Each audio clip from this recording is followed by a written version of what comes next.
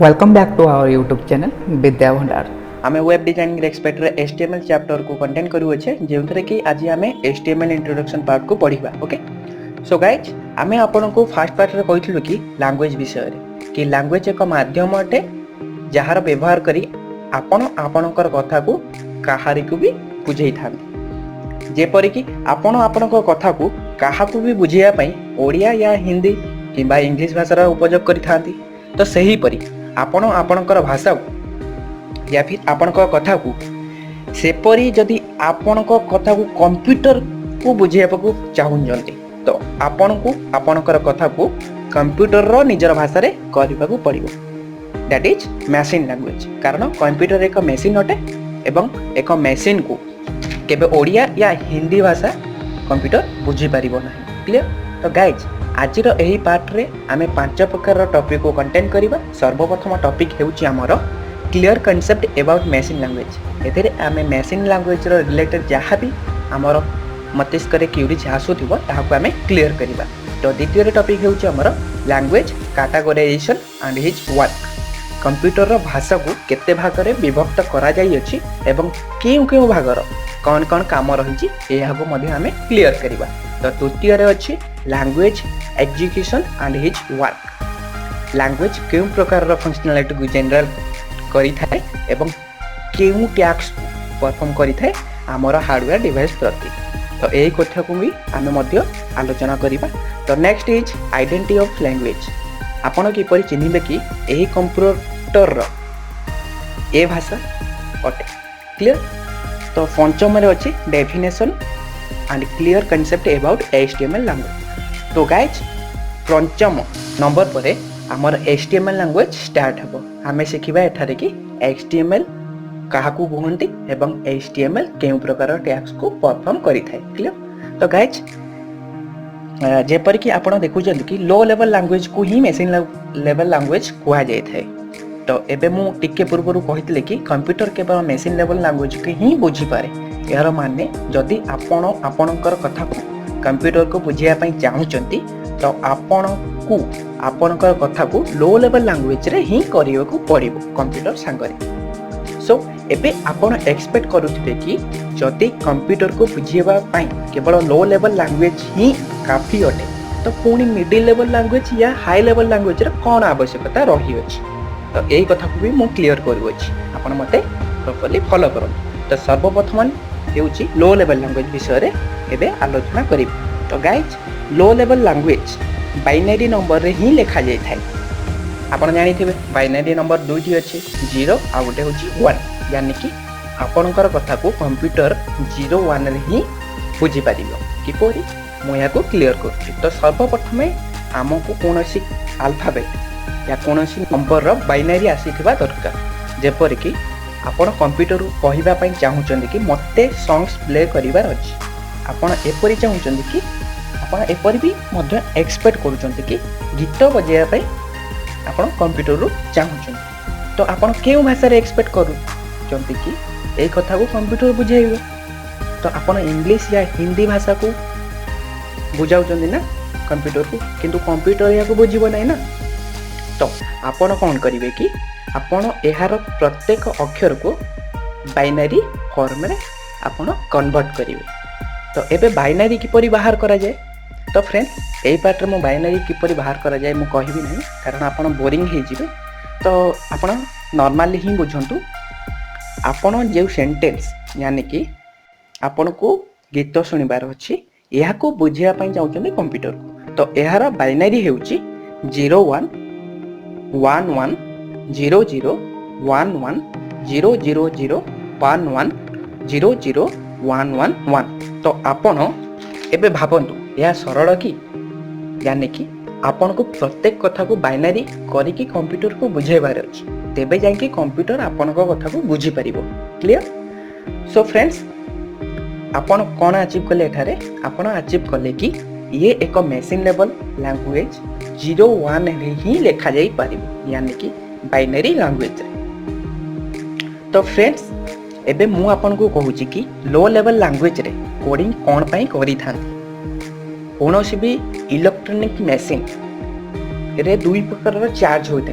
प्रथम होची पॉजिटिव एवं द्वितीयटी होची नेगेटिव एवं एही पॉजिटिव चार्ज को न्यूमेरिक फॉर्मेट रे 1 कहते एवं नेगेटिव चार्ज को 0 कही था।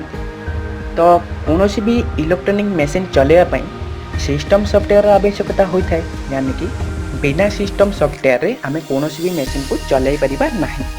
तो एथिपाई सिस्टम सॉफ्टवेयर तैयारी करिया पई लो लेवल लैंग्वेज रो उपयोग करा जाय थाए। जेपर कि मु किछि सिस्टम सॉफ्टवेयर रो नाम कहूची, आपण एको प्रॉपर्ली सुनो। जेपर कि विंडोज 7, विंडोज 8, विंडोज 10 एवं स्मार्टफोन पई एबे जो पॉपुलर सिस्टम सॉफ्टवेयर हैला Android, iOS, Mac, Linux, Unix एवं सोलारिस। तो एपरि बहुत हेई पारे। तो कोनोसी एपर सॉफ्टवेयर यानी कि कोनोसी एपरि सॉफ्टवेयर जहां मशीन को चले थाए, सेही सॉफ्टवेयर को सिस्टम सॉफ्टवेयर या ऑपरेटिंग सिस्टम नाम रे आमे जानिछु। तो एही कथा को आमे प्रीवियस चैप्टर रे भी मध्य आलोचना करिथिलु। जदि आपण फर्स्ट टाइम एही वीडियो को देखुचंती एवं एही वीडियो रे जदि आपण को असुविधा होची बुझिया पई, तो आपण हमर प्रीवियस वीडियो को देखंतु।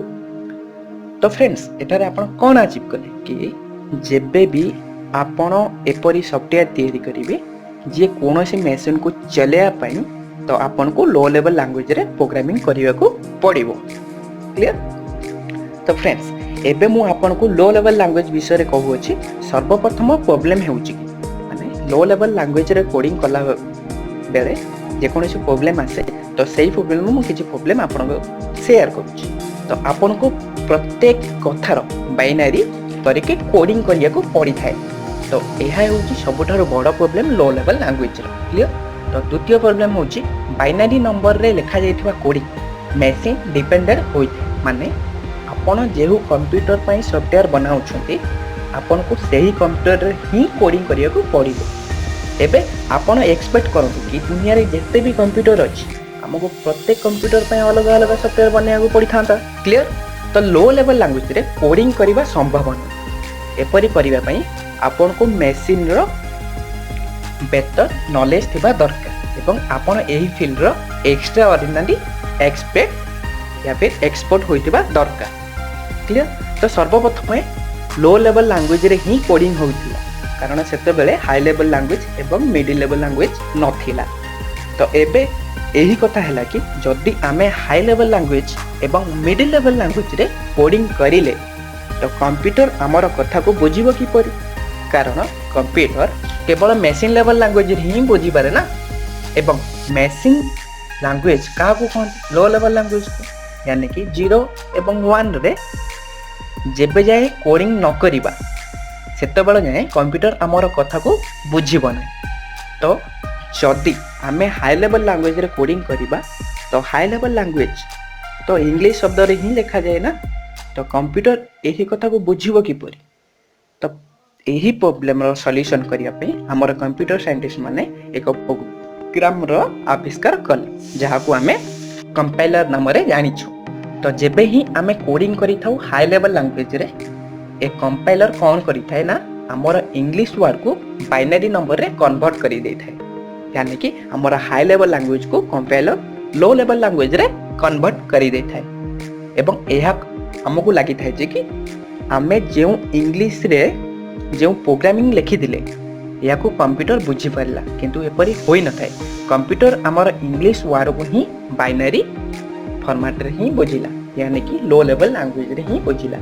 जदि आमे हाई लेवल लैंग्वेज रे कोडिंग करिबा, हमर सिस्टम रे कंपाइलर नामक प्रोग्राम न थाए। तो आमे हाई लेवल लैंग्वेज रे जदि कोडिंग करिबा, कंप्यूटर हमर कथा को बुझी परिबो नाही, कारण कंप्यूटर एक मशीन अटे एवं मशीन ही भाषा को बुझी पारे। एवं इंग्लिश आउ हिंदी एक मशीन लेवल लैंग्वेज नुहे, यह एक आर्टिफिशियली ह्यूमन बीइंग्स लैंग्वेज अटे। Clear guys?